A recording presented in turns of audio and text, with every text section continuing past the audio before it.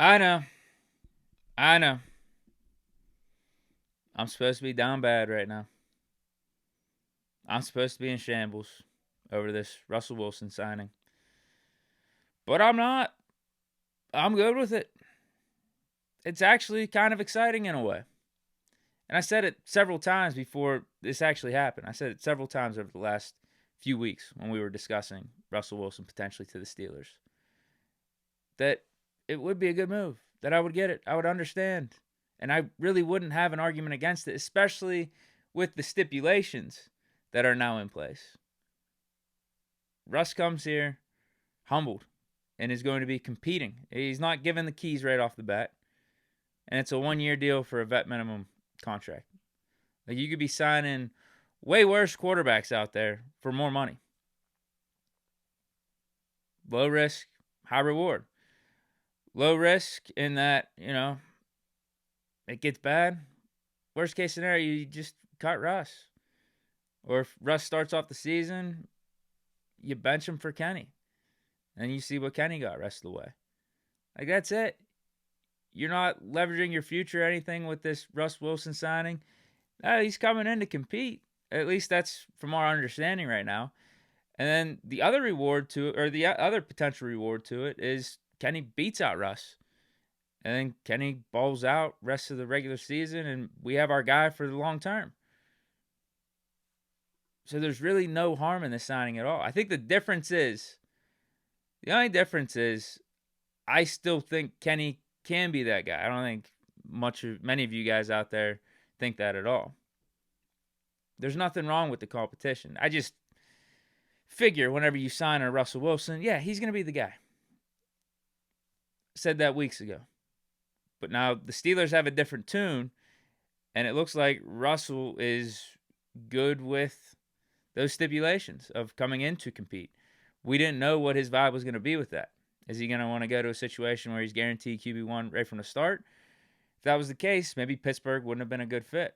But obviously, it is a good match. I don't think Russ is worried about the competition, nor should he be. It is Russell Wilson, man. It is Russell Wilson.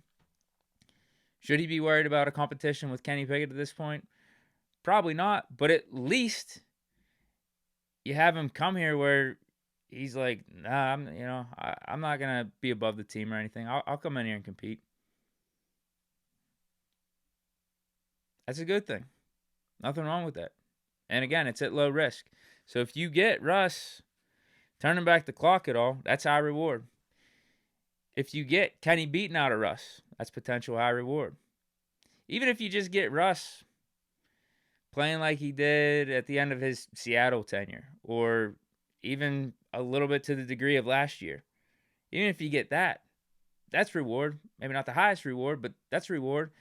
And maybe Russ is just a better fit in Arthur Smith's system. I could see that. Absolutely. So, just from an objective standpoint, this is a flat out right good move for the Steelers. And I got no qualms about that. I got nothing against that. Not at all. I just still think Kenny could have been the guy. And I would have liked to see him get the chance after witnessing how everything played out in his first 2 years with Canada, the injuries, and him, I guess you could say, pseudo getting benched at the end of last year after seeing Mason ball out in the Bengals game. Like, I just would have liked to see some redemption here, to see what he's got, to see if he could overcome all that, which I think he could have. But, again, it's still out there. If the Steelers are honest with their word that it's going to be an open competition. Now, I guess they haven't specifically said that. Like, Tomlin hasn't been in a press conference, or Khan didn't say anything specifically now that Russell Wilson's on the roster, how it's going to be. But we're seeing all the reports that, yeah, Steelers want this to be open, that it's not shut. The door is not shut on who the quarterback is already for 2024, essentially. So it's still out there for Kenny, but again, I mean, it is Russell Wilson. I think he's got a little bit of an uphill battle as opposed to if it was a competition versus Mason or Tannehill, Darnold, anything like that. But if it's better for the team this way, it's better for the team. And that's what I'm about. I know a lot of you guys don't believe that. You think I just want Kenny to be out there no matter what. what did I say when Mason balled out in the Bengals game? What did I say when Mason balled out in Seattle game? Ravens game. We're sticking with him. Like, he's the best quarterback for this team in 2023. Sticking with him. And, in fact, I don't think it's happening anymore, but if we were to re-sign him this offseason, I would have given him the edge over Kenny going into the offseason. That's all. But, yeah, it's a good move, man. It's a good move. I got no problems with it. And whoever wins, may the best man win. That's what I'm about, and we roll with them. If it's Russ, if it's Kenny, we'll roll with them for 2024. Yeah, I think it also goes to show Steelers ain't messing around, man. They actually really are fed up. They're putting their money where their mouth is. They're backing up their talk that we've heard all offseason, that we are going to do our due diligence on the quarterback position. That what has been taking place with this Steelers organization over the last, you could say 2 to 3 years, but you could even go back to 6 or 7 years. What's been going on has not been good enough. It has not been good enough. Just getting to the playoffs, yeah, not good enough. We got to get back to the old standard. So, yeah, objectively a good move. There's really no harm in the move at all. Zero harm. Zero harm. Now we got to see how Kenny reacts to it, how Russell Wilson reacts to it. Because I had a bunch of notes just written down here, additional thoughts on the Russell Wilson signing. Obviously, Russ is pumped. We saw the tweet and everything where he posted out a video of Renegade. But are we going to get a press conference from him? I'm curious about that. That's why I said, what's Russell Wilson's reaction going to be? And what's Kenny Pickett? Is he going to? I guess we're not going to hear from him until OTAs. But are we going to get a Russell Wilson press conference? Because usually you get those for the guy. If you're trading for your starting quarterback, you get that type of press conference. Raiders did it with Jimmy G, Jets with Aaron Rodgers. You get it, right? Are we getting that with Russ? We signed him on a vet minimum contract. Are we going to get this grand press conference with him within the week here? I don't know, but I was curious about that. There's also a couple comments from my initial reaction video I posted earlier today that I thought were worthwhile to read and react to. First was Byron Nelson, 7580, says, hope this doesn't turn out like Matt Ryan and Phillip Rivers with the Colts. And I'm glad he brought this up because this is what I was trying to get at when I mentioned us signing Pat P last year. And I kind of compared this Russell Wilson signing potentially to that. I was like, is it going to be more like our Pat P signing last year where we bring in a big name, Hall of Famer, but didn't turn out well? Or is it going to be Russ turning back the clock? I think this is a better way of putting it because it is position for position, quarterback to quarterback. Matt Ryan, end of his Falcons tenure, stats weren't terrible, but you could kind of see that he was potentially losing a step. Like, it wasn't a fit anymore, him being with the Falcons. He goes to the Colts, and it was a disaster. Like, we knew Matt Ryan was washed, like, probably 3 or 4 games in. Now, Phillip Rivers with the Colts, I think that's different. Maybe he's just talking about the ending of that season because they lost in the first round. But Rivers with the Colts was pretty good. It was actually pretty good, but it was only a one-and-done thing. Now, I wanted to take this a step further and look at other quarterbacks that have switched teams late in their careers and just give a sample of, I guess just give a sample of how they either worked out or not. You got Phillip Rivers, Matt Ryan, we talked about that. Tom Brady to the Bucs, obviously that worked. And let's not act like everyone was so high on Tom Brady after his last year in New England, that 2019 year in New England. No, there were only a select few teams that actually wanted him, and a lot of people were saying he was washed. I wasn't one of them. I could tell that he didn't have receivers and much help up there in New England. But a lot of people were not high on Tom Brady after 2019. Rodgers to the Jets. So far, not so good there. Joe Montana to the Chiefs. That worked out for a few years. That actually was good. Joe Namath, Johnny Unitas, heading out west for a year after their respective stints with the Jets and the Colts. Those didn't work. Those were bad. This one is probably I would argue the closest comparison to where Russell Wilson currently is at right now. Kurt Warner. Think of this. Now, Kurt Warner has a completely unique career in his own right. Like, it actually can't be directly compared. But from this standpoint, hear me out. Kurt starts off with the Rams, hot start, almost like Russ, hot start out in Seattle, right? Hot start to his career, wins a Super Bowl early. And then I think with Kurt, some injuries happened. And Rams put in Bolger, and then were willing to move off of Warner. They got the younger guy in Bolger, and Warner ends up going to the Giants, competes with Eli for his first year for the starting spot, and I think loses QB1 about, I think, 6 or 7 weeks in. And then he was the Giants' backup for the next several years. So an afterthought for the most part. You're not thinking too highly of him. But then goes out to AZ to compete with Matt Leinart. Wins the job and completely revitalizes his career. Has a whole second window. And what really, I would argue, got him into the Hall of Fame. That stint with the Cardinals got him into the Hall of Fame. Because he was really good. Like, I think he made like 3 or 4 seasons in a row, Pro Bowler. Obviously took the Cardinals to the Super Bowl against us. Didn't win, but, you know, is what it is. Shout out to Big Ben. Shout out to that team. So, yeah, I think that's kind of comparable. Like, Russ right now, I think his stock's a little bit down. Broncos taking on a ton of dead cap money to not have him on the team. Russ is out here signing for a vet minimum, and we're talking about him going somewhere to compete to be the starter, almost like Kurt Warner and a couple of his stops. But worked out for Kurt Warner. Like, does Russ have that in him? Does Russ have that second stint to his career?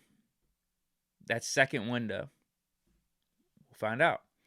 Warren Moon to Minnesota. That actually didn't work out too poorly. Cam Newton to New England. That was bad. Donovan McNabb, he went to Washington after his career was done with the Eagles. Then also went to the Vikings, I think, for a year. Yeah, he was done. He was basically done after the Eagles. So with Russ, I don't know. You could see. The examples are out there of both good and bad. Where's Russ on the spectrum? That's the question. Where's he at? A couple other things I wanted to bring up.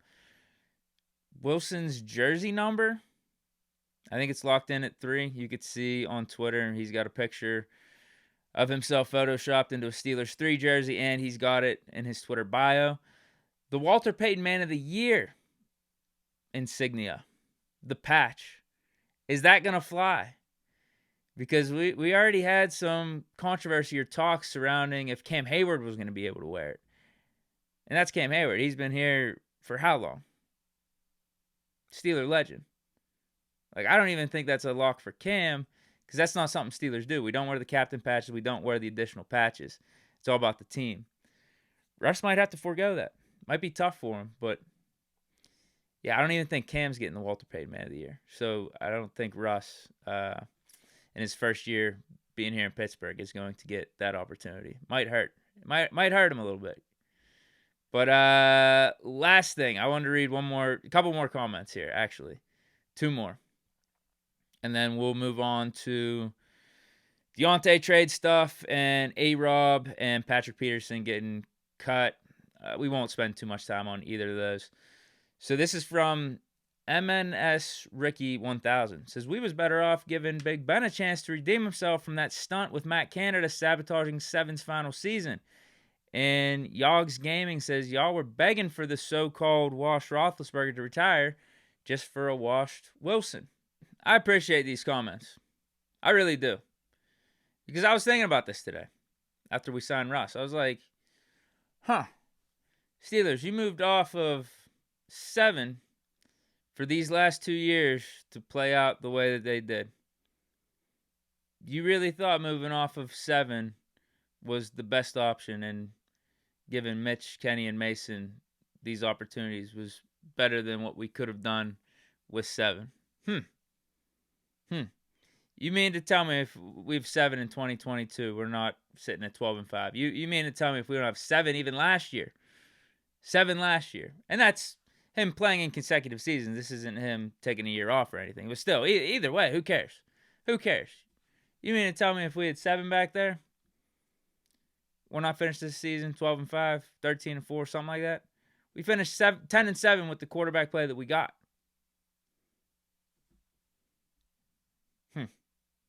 Just interesting. Food for thought. I tried telling people. I really did. Everyone was so quick to move off 7 and didn't think it was Matt Canada calling the plays. Didn't think it was us having the worst offensive line in the league. Didn't think it was the receivers dropping balls. Didn't think it was our rush defense being the worst rush defense in the league. They didn't think it was any of that as to why we were having problems in 2021.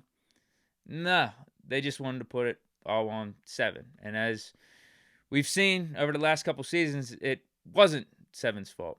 In fact, if 7 was here, he would have been able to carry us and get us to more wins, more victories, potentially even further in the playoffs. But I digress. Thank you for those comments.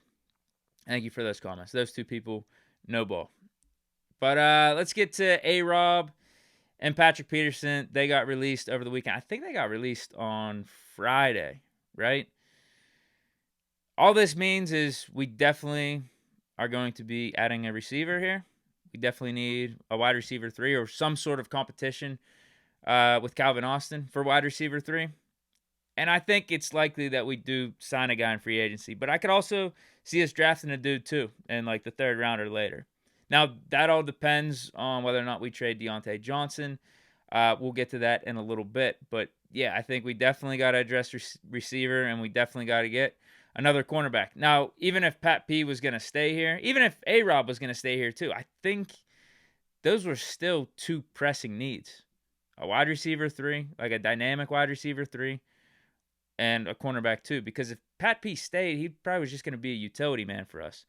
Move him into the slot, have him be safety, have him play outside here or there. But, like, he was just going to be Swiss Army knife for us. Not a lockdown CB2 or a guy that we could rely on to be out there across from JBJ like that.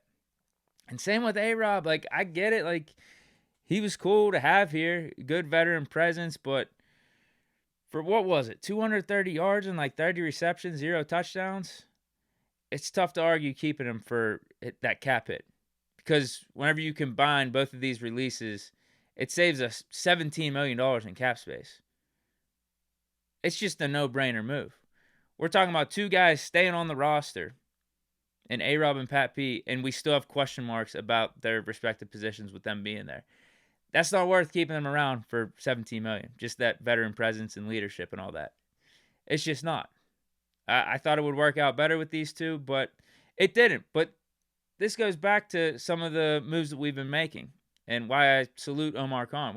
We're taking swings. We're taking some chances on guys. Like, we're not just sitting with our hands tied and just being like, we're not going to do anything here in free agency. No, we're taking some chances. But the good part about it is even when they don't work out, it's not killing us for the future. Like, our leverage is not lost. These were easy deals to get out of, but spelled some decent reward if they were to have worked out. If Pat P was able to replicate what he did last year in Minnesota here and get like I think he had 5 picks in Minnesota, then yeah, it would have been more worth it. And actually, I don't think Pat P played that bad for us. It just was very apparent that he's no longer a guy that you want to be playing corner on the outside. Snap in and snap out. No, but as the season went on, I think he started to find his role. He started to find his niche. But is that worth $7 million for us going into next year with him being a year older? No. And same with Allen Robinson. Very similar with Allen Robinson. I don't think AROB did as well for the team last year. He didn't contribute as much as Pat P did. Although you could talk about some of the blocking in the run game because that's not going to show up in the stat sheet. But yeah, I'll put it to you this way. Maybe AROB didn't hurt us as much as Pat P did in instances, but Pat P did have some more highlights, did have some more highs with us last year. That's probably the way to put it. But I think this is a no-brainer move for the Steelers. Like $17 million in cap space. Dude, that could be Patrick Queen. If you mean to tell me we're trading Allen Robinson and Patrick Peterson for Patrick Queen, again, no-brainer move. Or you could divvy up that $17 million and grab a inside linebacker for $10 million, or grab a cornerback for $10 million, use the $7 million for whatever other position you didn't get. So if we do $10 million for a cornerback, like say a Dory Jackson, we could use that $7 million and get like a Jerome Baker. Yeah, I would do that trade all day, every day, if we were to get Jerome Baker and a Dory Jackson for AROB and Patrick Peterson. Yeah. So last thing, let's talk about this Diontae trade. Reports are out there from some credible people. I know the Diontae trade talks happen pretty much annually around this time, but this probably feels most legit, and it does make sense on paper. We've talked about that. This is Diontae going into his last year. Going to be like an $18 million cap hit. What can you get for him? If you feel like he's going to walk after this season anyway, and you're able to get a decent pick, and you could draft a receiver, replace a decent portion of his production, but get that receiver that you just drafted on a rookie deal, that would be wise for the Steelers to do. Like, I would completely understand that. Now, there's no guarantee the rookie receiver works out. Like, there's reasons not to do it too. Diontae is still pretty damn good. He's wide receiver friendly, can get separation. But yeah, I mean, I could see it happening. I could. But at the right price, and I don't know if that right price is out there. I don't, because we just saw what Jerry Jeudy went for. He got traded to the Browns for a 5th and a 6th round pick.